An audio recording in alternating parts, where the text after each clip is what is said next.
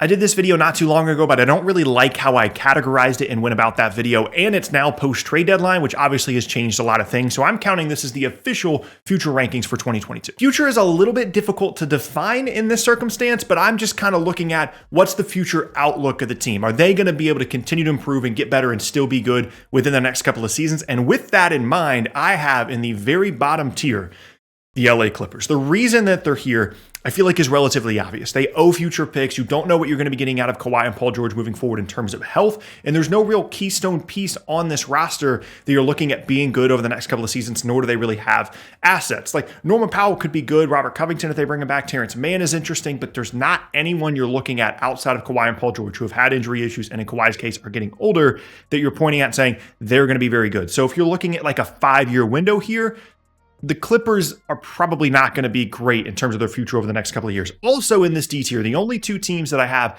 in this bottom tier are the San Antonio Spurs. And I debated putting them higher than this because I like some of the moves that they've made recently where they've gotten future picks out of Derek White. They've gotten a future pick out of DeMar DeRozan. But for me, it's nice to have those picks. And DeJounte Murray is very good. He's going to continue to improve. Outside of that, I'm not all that excited about anything on this roster. The future of the coaching position is uncertain, and it just kind of seems like they've lost their magic just a little bit. Maybe Primo becomes something. Maybe, Jakob Poeltl continues to improve, but they feel a little bit stagnant despite having these future picks. And if Pop leaves or retires, I think some of the draw of playing in San Antonio certainly goes away as well. So I have them in that D tier. Now we bump up to the C tier. These aren't necessarily ranked within their tiers, but obviously from S to D, they are ranked. C, I have the Washington Wizards in this group. And again, another difficult team to kind of get a hold of because they have a handful of interesting players here. Kuzma, KCP, Kispert, Rui, KP. They just don't really have anyone outside of Bradley Beal that I'm incredibly excited about. Kuzma's had a really good season, and KP certainly has potential and upside if he can stay healthy. But if I'm just taking Bradley Beal out of the equation, what am I super excited about here? Not a ton. Next up in the C tier, I have Indiana. They're probably the closest team on this list to being bumped up a tier because I love Tyrese Haliburton. I think him and Miles Turner are going to be a nice duo moving forward. They do have some other pieces there as well, including getting a first-round pick in exchange for Karis LeVert. But here's my issue for Indiana. When you go and look at the B tier, which you'll see in a second, every single one of those teams has a guy that you are really pumped and really excited about, with the exception of one who I'll get to.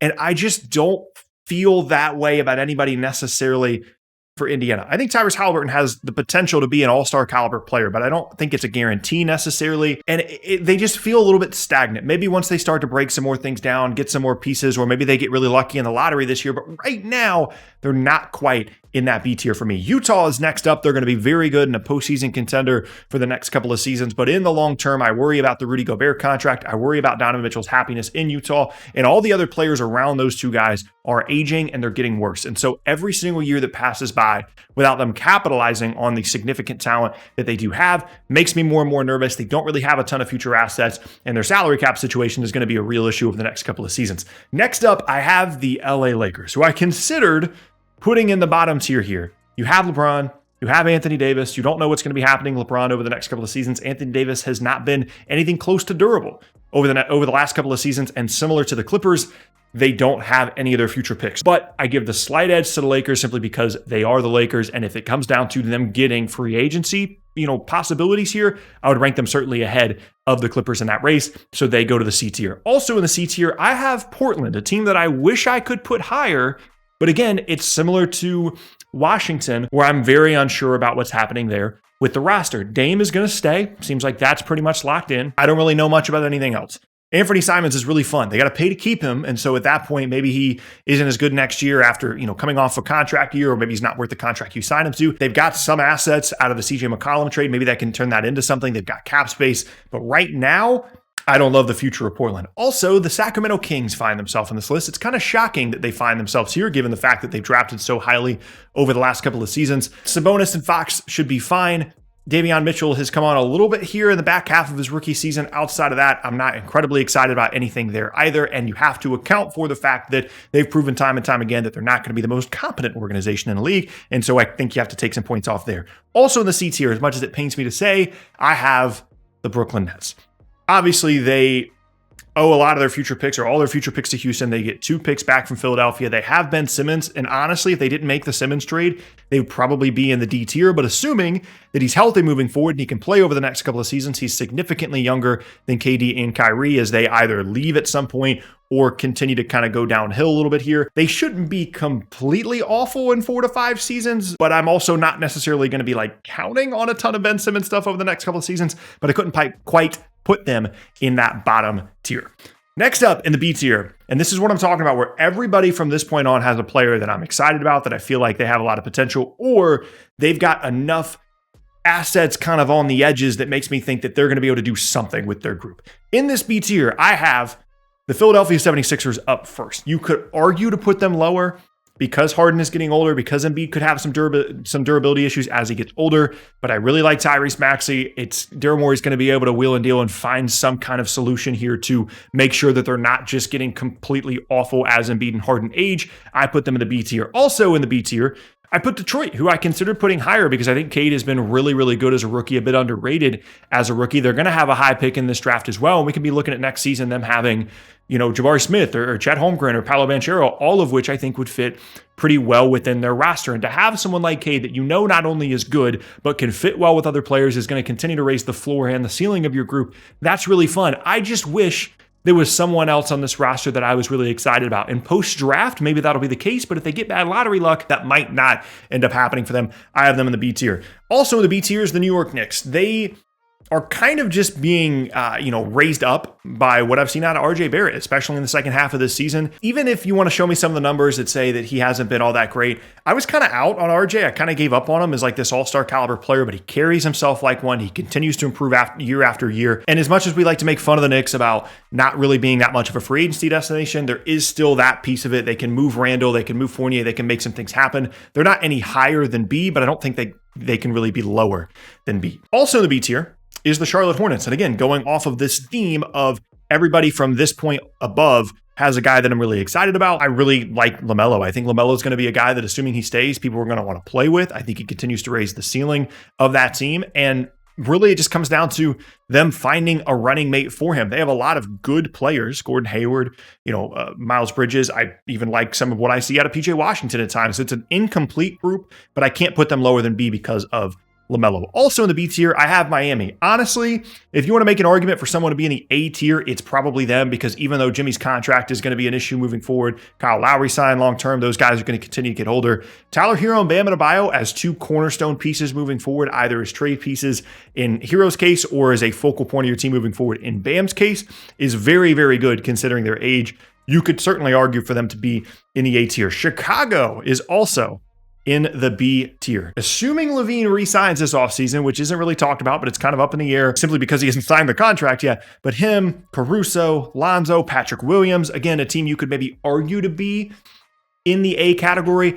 I just don't know what this team looks like post DeRozan once he does start to get a little bit older and start to age here. And so we'll kind of have to see how that shakes out for them. Speaking of Orlando, I also have them in the B tier. And this is the team that I was talking about when I was saying they either have a player that I really like and I think is going to be like either Tyrese Halliburton or above, or they have a ton of other assets. And for me, Franz has been so good as a rookie that I think you have to kind of consider him a cornerstone piece. And then they've got all these other assets, whether they end up being something or not. But like RJ Hampton is interesting. Cole Anthony is interesting. Mo Bamba is starting to get interesting. Suggs is interesting. They've got future picks from Chicago. There's something potentially that Jonathan Isaac could come back and be healthy. There's something potentially there. I don't know if they're going to be able to make all the right moves and make all the pieces fit together, but it's at least intriguing enough for me to put them in the B tier. Now we move on to the A tier. I have the Atlanta Hawks in A, and I think there are going to be a lot of people that are going to be surprised and think, why is Atlanta not in the S tier? Well, I'll tell you. Trae Young's fantastic.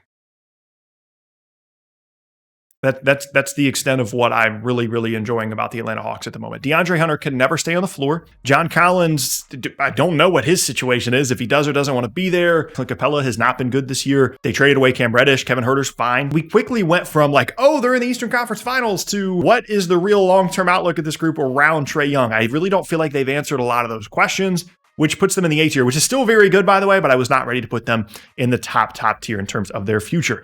Toronto, maybe potentially an interesting or controversial team in the A tier here. Siakam's still really good, is going to continue to be so. Scotty Barnes is going to be an all-NBA caliber player at some point in his career. He's going to continue to grow and develop there in Toronto. Van Vliet is very good. OG is very good. And Toronto has proven for years that they're going to find their kind of guys. They're going to develop them. And Nick Nurse is a fantastic coach. I can't bet against them being one of the better teams in the league over the next couple of seasons. Also in the A tier, a team that has made a significant jump, I feel like lately, and we're taking them more seriously, the Minnesota Timberwolves. I still don't love D'Lo. There's a lot of people telling me all the time about how great D'Lo is as a leader and a guy that really gets the team organized and is defending now. I'm still not really buying it. But Anthony Edwards and Karl-Anthony Towns and some of the other interesting pieces they have on that roster is enough for me to put them in the A tier with actually seeing positive stuff on the floor this year. I really enjoy that team. Next up, Phoenix. The only reason they're in the A tier, not the S tier, is because at some point, Chris Paul is going to fall off and he's no longer going to be this kind of player. And then at that point, we're looking at DeAndre Ayton and Devin Booker, which is putting them and Mikal Bridges, which is putting them at a higher tier than, for example, Miami's combo of Tyler Hero and Bam Adebayo, but not all the way in the S tier, because as good as those 2 and 3 guys are, they're not necessarily like top 5, top 6 players in the league, which pretty much everybody in the top tier has at least a candidate for that or a ton of assets. New Orleans is also in the A tier. I wish I could put them in the S tier, but the Zion thing brings them down an entire tier. CJ McCollum's been good for them. Brandon Ingram is interesting. Some other players there. All the future picks. Until I know what's happening with Zion, even if they just get assets out of him, once there's clarity there, I'll feel more comfortable ranking them higher, but I have them in the second tier, the A tier. Houston as well is in this A tier, and it comes down to all these future Brooklyn picks that they have. Jalen Green has looked much better in the second half of his rookie season, and there's just a lot. They're just throwing things at the dartboard, and they're hoping that they get a couple of good players out of it. And the odds are they're going to. There's just so many opportunities for them to get this right that I feel like you have to put them at least in the A tier. Also in the A tier is Golden State. You might think maybe they're a little bit high.